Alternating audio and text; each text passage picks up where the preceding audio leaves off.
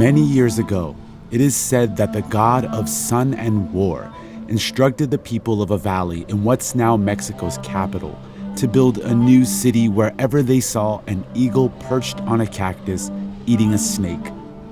They searched and searched until finally they came across that eagle on an island in the middle of a lake. And it was there they built the floating city, Tenochtitlan. Over the next 175 years, this city grew, becoming an economic and political powerhouse. And by the year 1500, Tenochtitlan was the beating heart of a great civilization, the Aztec Empire.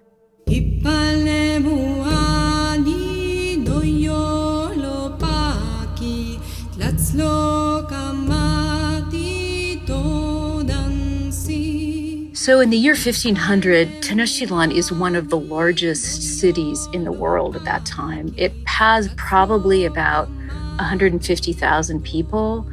At this point, London might have like 60,000. Rome has maybe 25,000. Tenochtitlan hummed with life. It had enormous markets where tons of goods were bought and sold. Traders and customers came for the goods, but stayed for the gossip. Festive celebrations marked the calendar, inspiring song and dance. Valiant warriors traversed the countryside, conquering village after village, expanding the reach of this great city. It's said you would know the Aztec warriors were approaching your village when you heard this whistle. And like all great cities, it had temples and places for worship. At the center of the city, these temples, pyramids, rose so high you might feel the winds of paradise blow through your hair at their peak. Many met their end here. Humans who were sacrificed to please or plead with the gods. And not far from there stood a lavish palace that housed the emperor, Who was Moctezuma. Moctezuma, and his close circle of ruling elite. These elite lived better than most, whereas the commoners of the city ate corn, beans, and avocados and wore clothes made of cotton. The elite ate plenty of meat and wore the finest gold necklaces. But no matter who you were, a man or a woman, wealthy or poor, if you lived in Tenochtitlan, education was a key part of your upbringing. And you would have thought of yourself not as Aztec, a term popularized in the early 19th century by a German explorer, but as Mexica. Some speculate that the name Aztec refers to the mythical valley from which they came, Aztlan, and that outsiders wanted to draw a clear distinction between present-day Mexico and the ancient civilization. And for those outsiders, Mexica was just too similar to Mexican. So Aztec is the word most of us are familiar with today.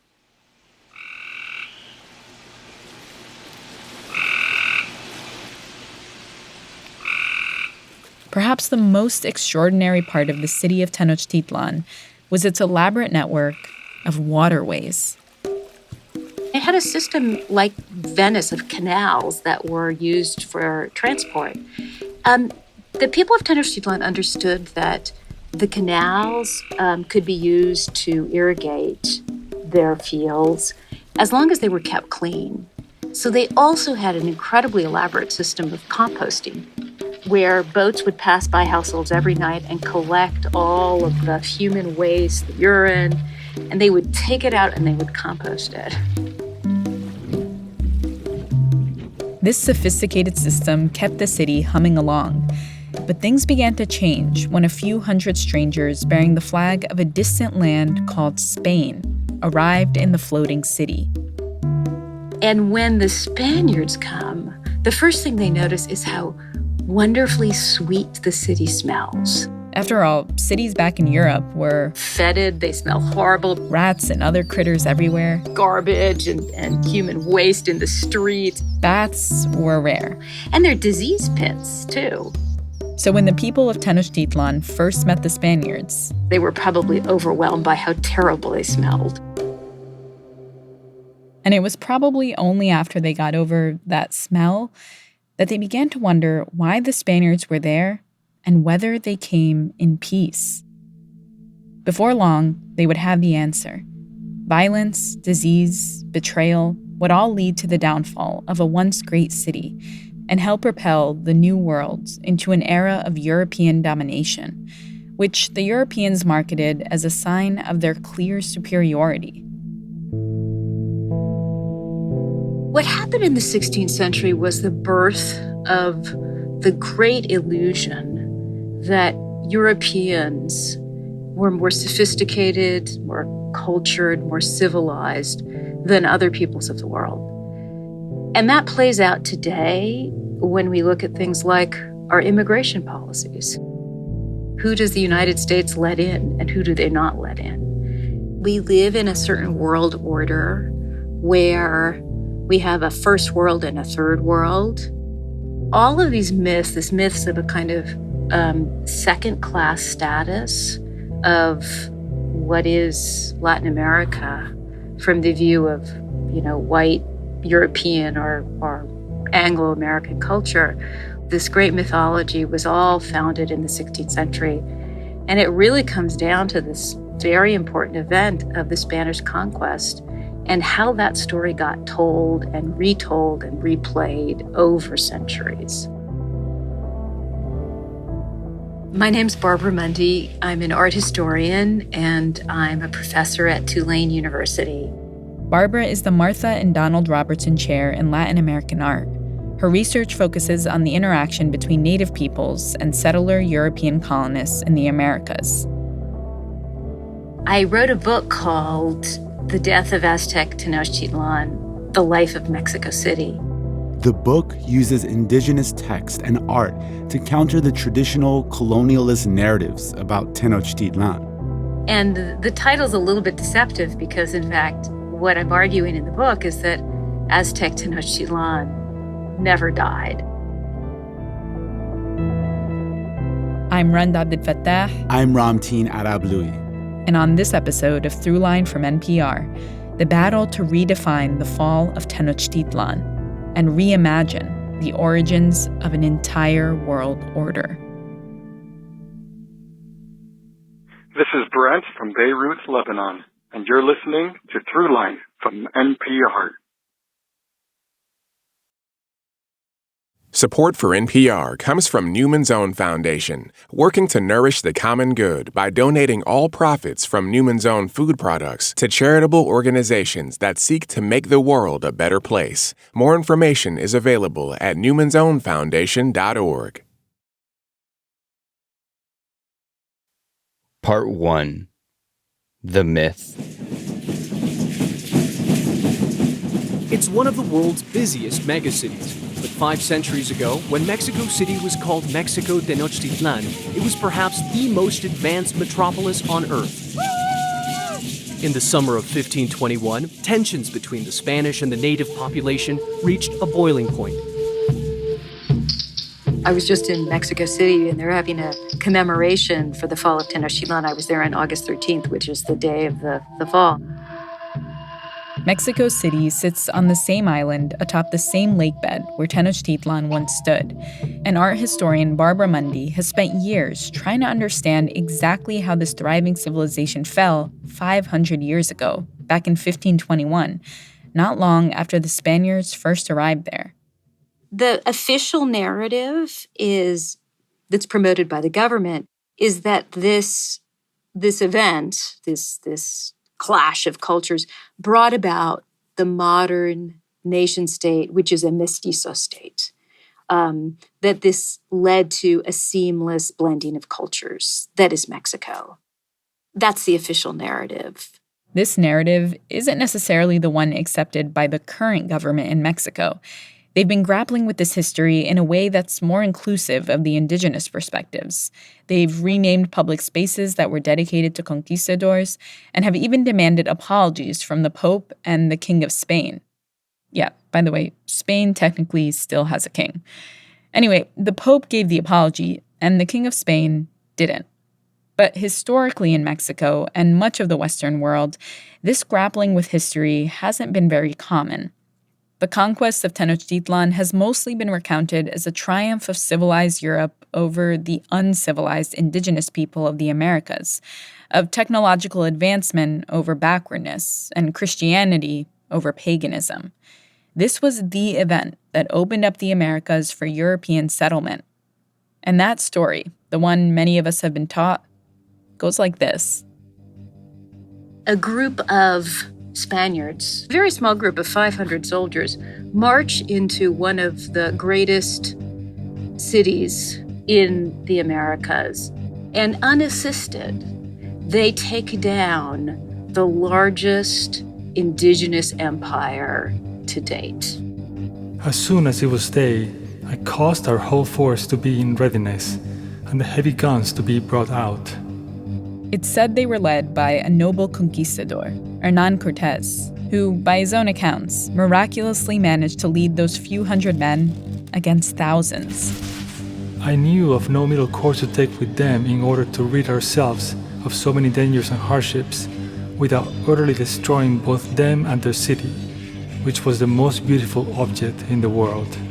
The myth says that they do it because they are smarter, because they are technologically superior, because they have better weapons. They had given us occasion and compelled us utterly to exterminate them. Tenochtitlan crumbles, Cortés and his fellow soldiers are victorious, and a new, better world is born. At least, that's been the official narrative.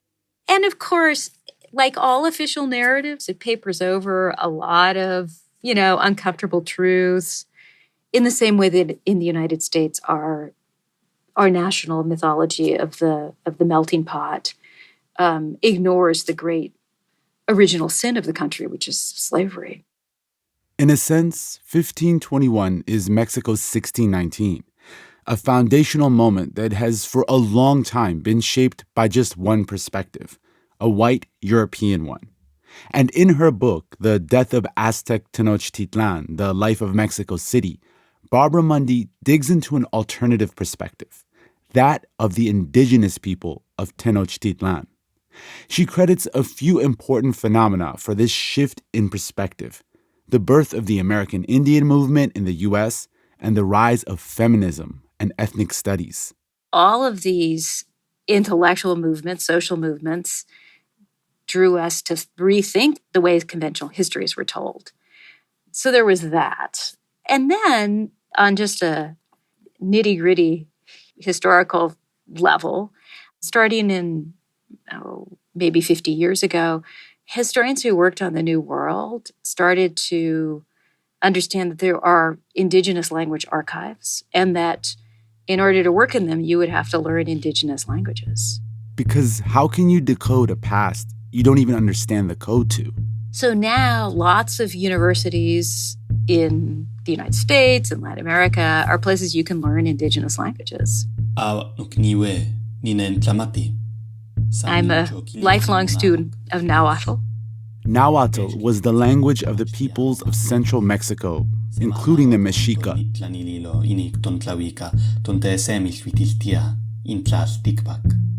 And that gives you access to archives that we didn't have access to before. And through those archives, we can hear the stories of indigenous people as they were told and written down in the 16th century, in these moments of conquest. It's worth noting that Nahuatl is still spoken in Mexico. So it wasn't just the language barrier keeping the story hidden for all those years. For a long time, written records of the indigenous perspective were suppressed. 10 years before the Spaniards first came here, a frightening omen appeared in the sky. It was like a large glowing blaze. It seemed to pierce the sky itself. Very wide at the base and narrow at the top, it extended to the very middle of the sky, to the very heart of the heavens. There's a book that was written, in kind of an encyclopedia of the Mexica and Mexica life. It's compiled in the 1570s, about 2 generations after this all happened. When it's shown in the east in the middle of the night, it burns so bright one could believe it was dawn. It's called the Florentine Codex. It's online. You can go look at it at the World Digital Library. And it's written both in Spanish and in Nahuatl. This omen was visible each night for a year, beginning the year 12 house. A Franciscan priest who had made the voyage to the New World decided to create this encyclopedia alongside a group of Mexica writers and illustrators to capture what life was like in Tenochtitlan. Everything from how the economy worked to what they ate, who they worshipped, and what histories they told. He thought it would be helpful in future missionary work. And in the late 1500s, the encyclopedia was completed and sent back to Spain. One of its books, there are 12 books, the 12th book is about the conquest. The second omen which appeared was that the temple of Huitzilopochtli burst into flames. The full description is only in the Nahuatl. It's not translated into the Spanish part. The third omen was that a temple was struck by a lightning bolt. Soon after this encyclopedia made it to Spain, it was acquired by the Medici family, who ruled Florence at the time. The exact reasons why are unclear, but the Medicis filed it away somewhere, and it was there that it became known as the Florentine Codex. Nitlayokoya, Nignotlamatilla, San, Nitepilsinesahualcoyot. As more historians like Barbara learned Nahuatl and dug into the archives, more of the indigenous accounts came to light. Xoshitica yaiguan cuicatica, Nikimil namiki tepilwan. They discovered Nahuatl poems and songs written around the same time as the Florentine Codex. Ogneli nemon, kenon namika, maya nikinto. And with the help of these indigenous records, a new vision of what happened in Tenochtitlan emerged. And for Barbara Mundy, correcting this record isn't just an academic pursuit. It's a personal one. My father was Latin American, and for me, there's a real political end to the work that I do because the richness of Hispanic history has been not told or it's been denied. And so, you know, in some ways I'm making up for the sins of my fathers.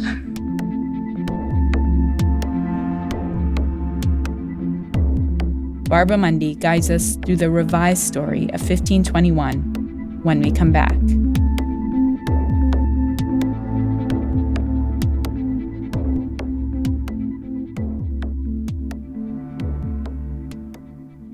My name is Shana Godovich, calling from McLean, Virginia, and you're listening to Throughline from NPR. This message comes from NPR sponsor Home Instead. With Home Instead, you can become a caregiver to older adults with a career that makes a difference. No matter what roles you've had, you can turn all that experience into a rewarding career that can make a difference to the lives of older adults. As a caregiver, you'll have a flexible schedule, personal benefits, and most of all, a job that feels like home. Apply at homeinstead.com/NPR. Part 2. Arrival.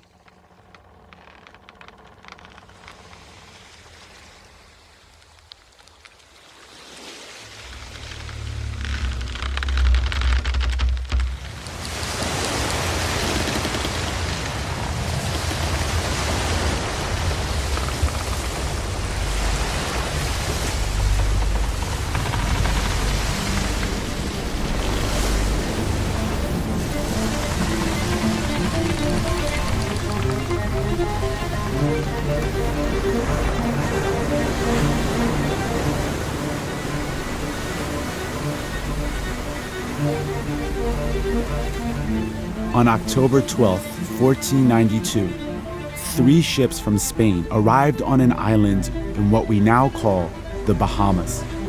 The captain of the expedition, Christopher Columbus, was trying to reach Asia.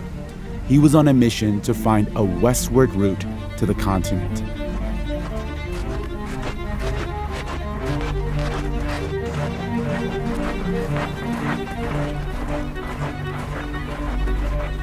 He and his crew encountered vast beaches with emerald-colored waters, thick jungles littered with unfamiliar fruits, and people whose appearance and language seemed otherworldly. Columbus thought he'd reached the Indies. He called the people Indios and named their island San Salvador, or Holy Savior. So after Christopher Columbus makes his first voyages, we start finding more and more Spaniards are given licenses to come into the Caribbean to make settlements there. Most of the Spaniards who come are really looking to make some money. Most of the young Spanish men who took on the dangerous voyage to the Caribbean did it because they were looking for adventure and riches. They plundered and enslaved their way to wealth in Spanish colonies like Hispaniola, modern-day Dominican Republic and Haiti, and Cuba. And the Spanish crown, the people underwriting the whole thing, had their own interests in mind. Of course, gaining wealth was a motivation, but there was also something else. Since the 11th century, European Christians had engaged in various forms of holy wars called crusades. In Spain, it took hundreds of years for Christians to regain full control of the Iberian Peninsula from Muslims. And what was the year they finally did it? 1492, the same year Columbus landed in the Caribbean. So naturally, the Spanish crown wanted Columbus's expedition and all the ones that came after to have a religious flavor to them. The Spanish crown is given the right to colonize, the right to conquer, if they bring Christianity to the people they conquer. So the Pope signs off on this. He's like, you have whatever is out there as long as you make them good Christians. As long as we're making them Christians, kind of whatever we do is okay. Whatever we do is okay. For the next few decades, this mantra guided the behavior of the Spanish in the Americas. They murdered and enslaved the indigenous people they encountered. They stole from them, forced them to work in gold and silver mines. And in all of this mayhem arrived a man who would be at the center of everything that happened in 1521, Hernán Cortés. He's born in Spain. He arrives in Cuba. He's not badly educated. Cortés came from a lesser noble family and had even tried to study at university and quit. He was only 19 when he took the journey to the Caribbean.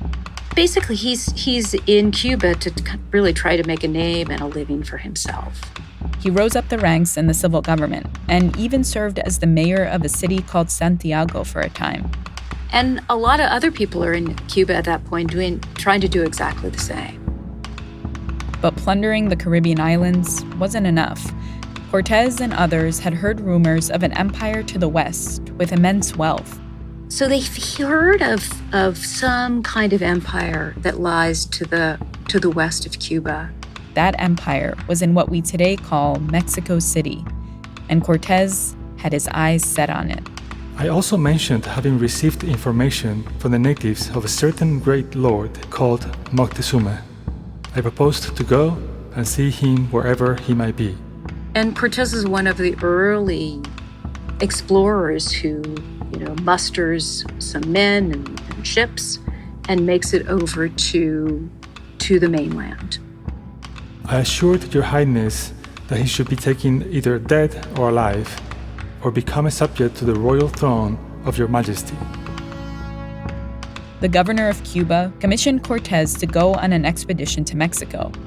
At the last second, probably because of personal jealousies, he tried to replace Cortés with someone else. But Cortés was like, nope, I'm going anyway. He decides he's going rogue.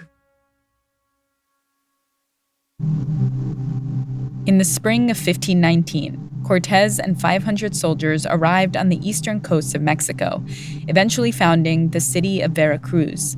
He hoped to find treasure and to bring Christianity to the local people. From the moment he steps foot in Veracruz, he is a person who is winging it. He burns the boats so nobody none of his army can go back. And he starts marching on towards Tenochtitlan. He does not know what he will find.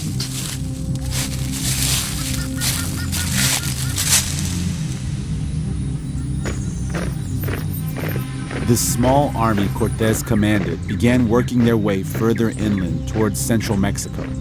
And along the way, they met and dealt with local leaders, people who were subjects of Moctezuma and Tenochtitlan.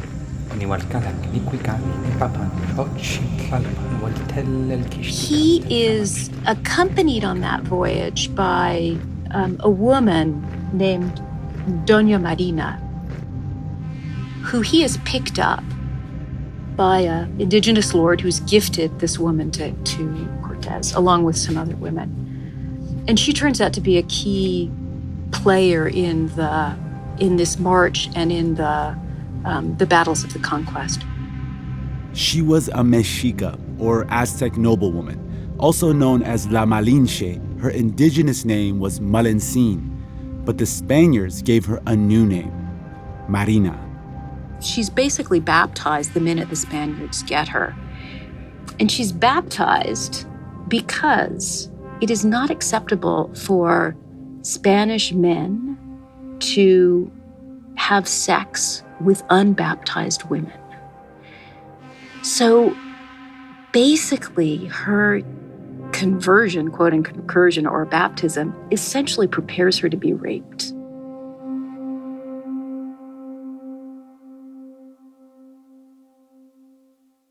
Doña Marina quickly learns Spanish, so she can directly translate between Nahuatl and Spanish. Cortés is able, through Doña Marina, to communicate with the local lords. And she knows the politics. She knows the way alliances are made. Central Mexico was, like many parts of the world at the time, a place where identity was very complicated. Most people spoke Nahuatl and shared deep cultural and religious ties, but mostly identified with the city they were from. In this context, cities were constantly struggling over power and land and resources and prestige. Cortés had no idea what these dynamics were like, so he depended on Doña Marina to explain it to him. She helped him broker deals and make alliances, and that ability would help her play an important part in what would happen next. Because soon, Cortés would find out that there were deep resentments from the people of central Mexico towards the city that ruled over the region, Tenochtitlan. So Tenochtitlan had a tribute empire, and basically when the Mexica armies conquered you, they demanded tribute, a certain amount. There was one special polity called Tlaxcala, and Tlaxcala was never conquered by Tenochtitlan. Tlaxcala was a city east of Tenochtitlan. They had their own proud history. Even though they were weaker than Tenochtitlan, they'd remained rivals. And what Tenochtitlan would do with Tlaxcala was they would wage wars against them called flowery wars. Purpose of these wars was to capture valiant warriors who then could be brought back to the center of Tenochtitlan for sacrifice. If you were a warrior and you captured somebody on the battlefield, you brought him back to your home alive so that you can make a spectacle out of his killing.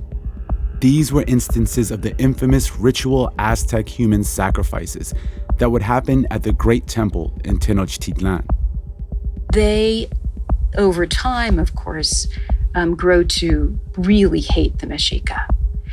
And so when Hernán Cortés and his soldiers walk into Tlaxcala, he finds willing allies for his campaign to unseat the Mexica emperor. I was not a little pleased on seeing their want of harmony, as they seemed favorable to my designs and would enable me to bring them more easily into subjection. Every kingdom divided against itself shall be rendered desolate. Cortés saw a great opportunity, and with the help of Doña Marina, was able to start building an army with the people of central Mexico who were pissed off at the Mexica rulers of Tenochtitlan. So there are probably at this point maybe 500 Spanish soldiers. Not all of them are with him, but he's got a contingent of Tlaxcalan warriors. I did a calculation. There's probably about 20 indigenous soldiers for every Spaniard at this point. So it's really an indigenous majority army composed mainly of Tlaxcalans and their allies.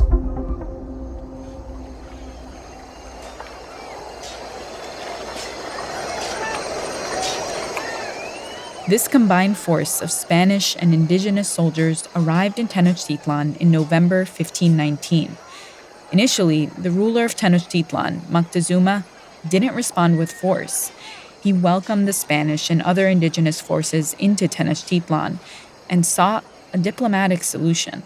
And they treat them very well. You know, Cortez and the other elites are given housing in the central palaces. They're fed well. They're given women. They're given food. They're really treated very well. They spent months living on the royal palace grounds. Key in all of this is Doña Marina, because she's the one who understands indigenous politics. She knows the game. She knows the discontent of these different cities with Tenochtitlan and with the Mexica in the center. And so I suspect that she's probably doing a lot of the negotiating, and she's probably advising Cortez on how to behave. But behaving isn't what anyone would call what Cortez did next. I had observed of the country that it could subserve the interests of your majesty and our own security if Moctezuma was in my power. Cortez put Moctezuma under house arrest and basically held him as a hostage. I resolved, therefore, to take him and place him in my quarters, which were of great strength. With Moctezuma in their possession, the Spanish and Tlaxcala warriors proceeded to loot Tenochtitlan. But that was just the beginning of the atrocities they would commit. The situation changes dramatically at the end of May of 1520.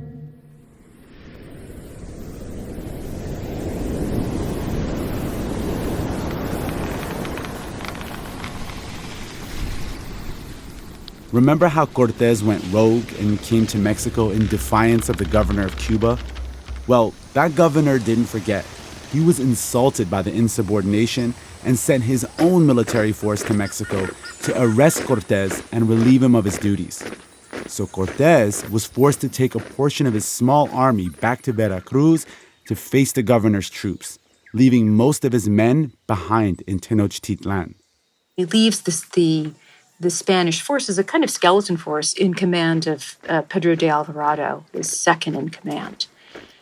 And in the end of May, the Mexica, as they normally would do, are celebrating one of their big festivals. It's called Toxcatl. Hundreds, if not thousands, of people are coming into the great temple precinct. There's dancing, there's music.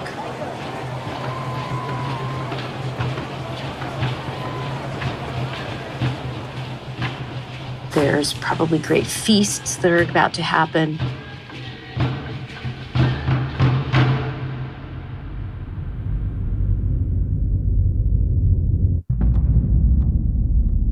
And Pedro de Alvarado decides to shut the gates of the great temple precinct and unleash his men on these unarmed celebrants.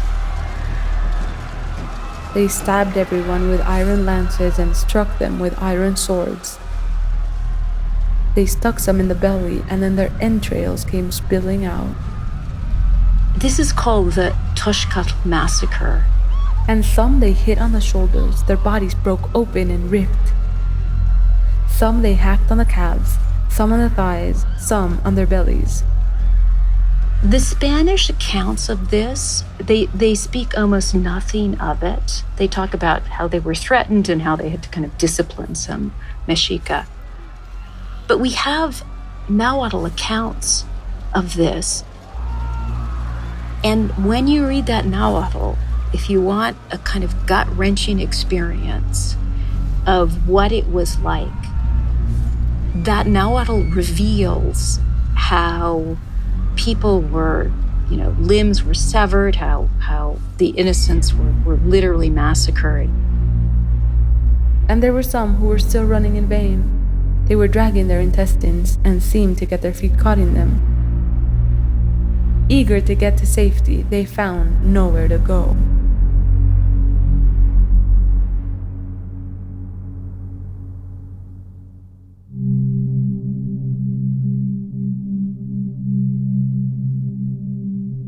And now we really understand that this was equivalent, in my mind at least, to a terrorist attack. And I think about how a seemingly inexplicable act of horrible violence, horrible killing, can totally unravel a society. And that's what happened in Tenochtitlan during the Tenochtitlan massacre. The people of Tenochtitlan were enraged by the Tenochtitlan massacre. They responded by ferociously attacking the compound where the Spanish and their indigenous allies were holed up.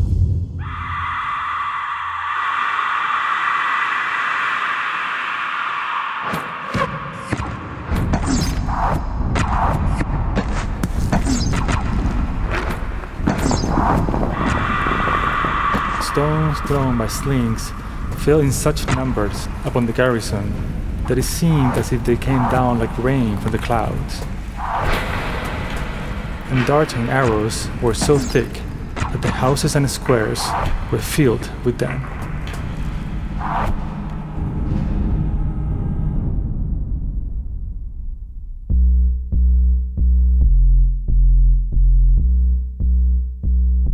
By this time, Cortez had returned from Veracruz and found the city in a state of chaos.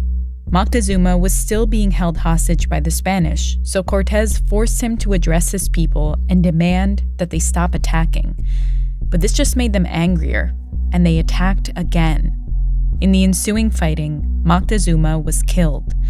The Spanish said the Mexica did it, and the Mexica accused the Spanish of assassinating their emperor. I determined to quit the city that night. I took all the gold and jewels belonging to your majesty that could be removed. The Spanish were forced to retreat from the city in the dead of night. They later called their defeat Noche Triste. Or sad night. Sad night for the Spanish because they're chased out of Tenochtitlan.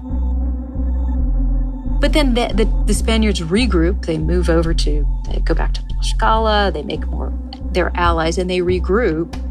They start building some warships, and they come back in the spring of 1521.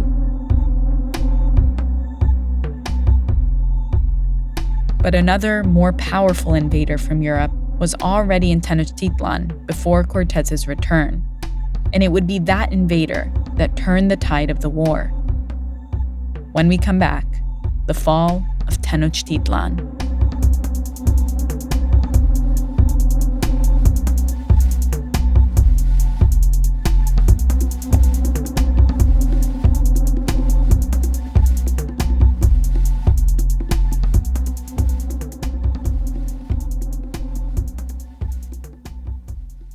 Hi, this is Sarah from Traverse City, Michigan.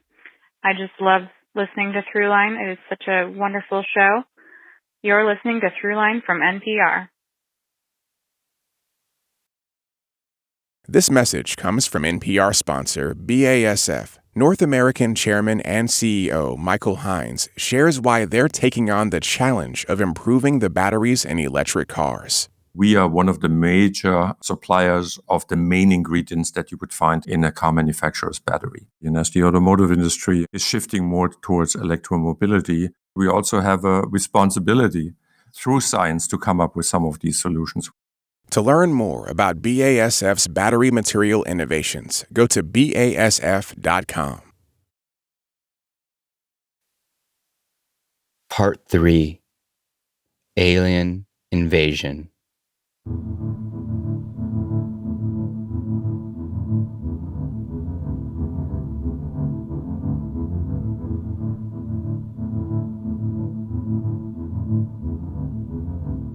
For the past 500 years, most people in the West have been taught that Cortez was able to defeat the mighty empire of Tenochtitlan with a small band of Spanish soldiers because they were better fighters, with better weapons, and the power of Christianity on their side.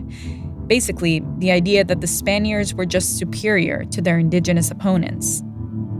But in reality, the biggest reason Tenochtitlan fell wasn't because of anything that happened on the battlefield. It was because of something we know all too well today, an epidemic of disease. It's probably smallpox or some infectious disease that the Spaniards have brought and now is just raging through the population. Indigenous peoples of the Americas had no natural immunities to diseases that, in a European context, would have been pretty minor. But because of this lack of immunities, some of these epidemic diseases when they sweep through central Mexico, they might kill 50%. Sometimes one we think killed more than 50% of the population. That's a lot of people to be dying. In the months between the Noche Triste and Cortez returning to attack Tenochtitlan with a bigger army, disease had decimated the population of the city. So you have a city that's in the grips of an epidemic. And of course, we all know how psychologically debilitating being under or living through a pandemic is. So I think we can start to understand something of the experience of the people who are living in Tenochtitlan. So when Cortez returned to the outskirts of Tenochtitlan in the spring of 1521, the city was in a rapid decline. It had a new emperor after Moctezuma's death, but things weren't stable. They were not prepared for a war, and Cortez's army knew it.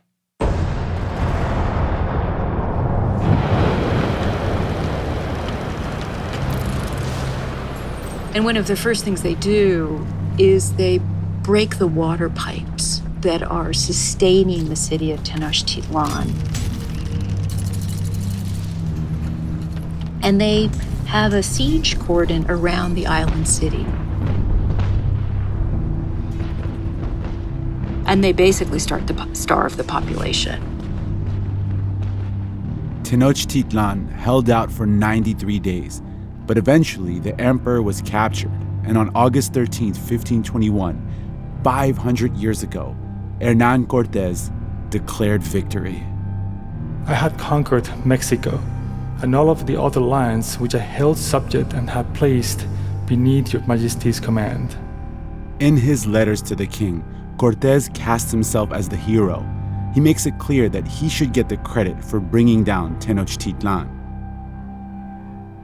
And what's really interesting about those letters is that Cortés never, ever admits any failures. We don't get a full account of Doña Marina's role at all. He portrays himself as this kind of singular great leader. And here's the thing. These communications didn't just stay between him and the King of Spain. They were published and disseminated pretty soon after the events of 1521. Which is quite unusual. Not most letters are not published at this point. But Cortez's long descriptive letters of the city of Tenochtitlan and the fall of Tenochtitlan later, these are all translated. Well, first they're published in Spanish and then they're translated into Latin. And they go through multiple editions. So immediately all of Europe, or literate Europe, is awash in Cortez's heroic narrative about himself. But it gets even wilder.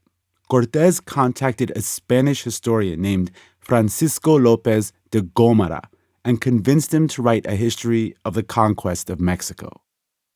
Which is like the greatest PR job in the history of the West. The book was called La Historia General de las Indias, or the General History of the Indies. The second part of the book was called Historia de las Conquistas de México, or the History of the Conquests of Mexico. Gómara recounts the great tale of Cortés, embellishing it and making him seem even a greater hero in the whole affair.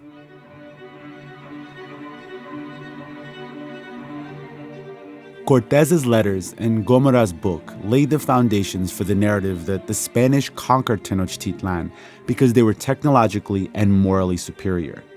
And that narrative came in the 16th century, a time where ideas of European superiority were taking shape. But wow, does it miss the mark when it comes to nuance and accuracy? And perhaps one of the biggest misconceptions it birthed was that after Tenochtitlan surrendered, it was destroyed and automatically became a Spanish city. So according to Cortez's letters, Tenochtitlan was destroyed and razed to the ground. And most historians, many historians have simply accepted that at face value. But I was writing the book thinking a lot about what happened to New Orleans after Katrina. And it really struck me with the ability of that city to recoup, come back, that it's really, really hard to kill a city. And with that frame, I started to think more and look at different records, particularly indigenous records about the city of Tenochtitlan right after its fall. And what's clear is that Cortez decides that he's going to rebuild the capital right there in Tenochtitlan. And he can't do this alone. And so he has to depend on the indigenous infrastructure to do that. And he has to make alliances with indigenous elites to rebuild that city. And so there are some key figures who are powerful Mexica lords, and they are given some power by Cortez to start rebuilding the city right after the conquest. And again, their role in the rebuilding of the city is kind of suppressed in a lot of the accounts of it. And I think a lot about those people. I think about them because, you know, we have many situations in the world where everybody's compromised. And one would like to think, oh, these indigenous elites should have simply refused. They should have simply said no.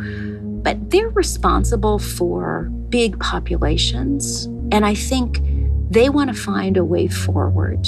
They want to find a way that people can live in a city that's safe. They want to find a way forward so that people have enough to eat. And the way forward for them is to negotiate with the Spaniards. Barbara says there's historical evidence that this fresh group of Mexica elites would more or less rebuild and lead Tenochtitlan for at least a decade after 1521. And in fact, what we think of as a Spanish city after the conquest of the early 16th century by Spaniards led by Hernán Cortés, what we think of as Spanish city was actually very much an indigenous or Mexica city. Today, where Tenochtitlan once stood is one of the biggest cities in the world, Mexico City, and its people, culture, and even languages are all born of the events of 1521, a mix of Spanish and indigenous peoples. And in Mexico, the narrative about what happened to Tenochtitlan has been a source of racism and discrimination for people of indigenous descent.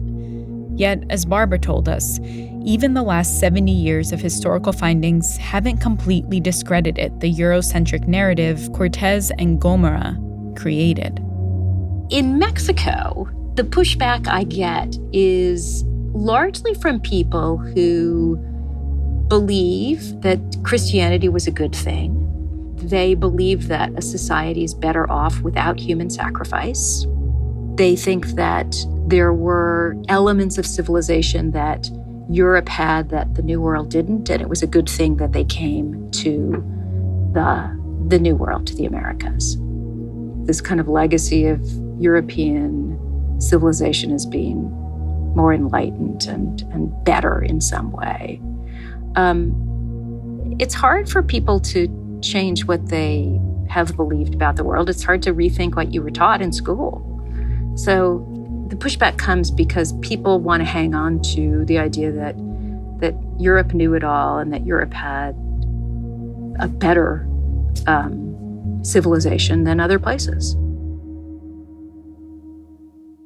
Barbara says it's important to know the facts about what happened because the truth is the fall of Tenochtitlan opened the way for Europe to gain immense wealth from all of the Americas. And that laid the groundwork for the material and ideological world we live in today. A world that is still dominated economically and culturally by European nations, many of whom were active in the colonization of both North and South America.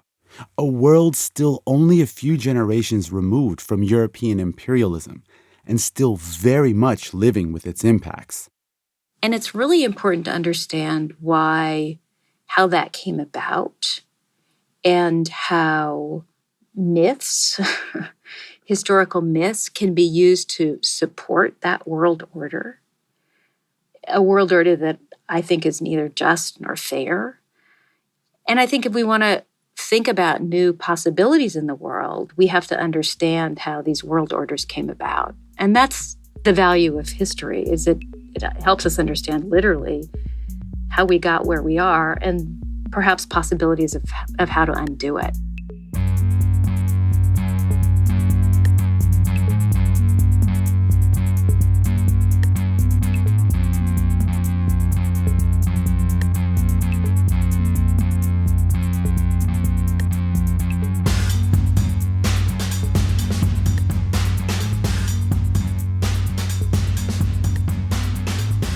That's it for this week's show. I'm Randa Abdel Fattah. I'm Ramteen Arablouei, and you've been listening to Throughline from NPR. This episode was produced by me. And me, and Lawrence Wu, Lane Kaplan-Levinson, Julie Kane, Victor Ibáez, Yolanda Sangueni. Fact-checking for this episode was done by Kevin Vocal. Thank you to Anya Grundman, Tamar Charney, Miranda Mazariegos, Adriana Tapia, and Carrie Kahn. Our music was composed by Ramteen and his band Drop Electric, which includes Naveed Marvi, Sho Fujiwara, Anya Mizani. Alex Drewenskas mixed this episode. And thank you to Miguel Macias for being the voice of Hernán Cortés, and Miranda Mazariegos for providing the voice of the Florentine Codex. And finally, if you have an idea or like something you heard on the show, please write us at throughline@npr.org or hit us up on Twitter @ThroughlineNPR. Thanks for listening.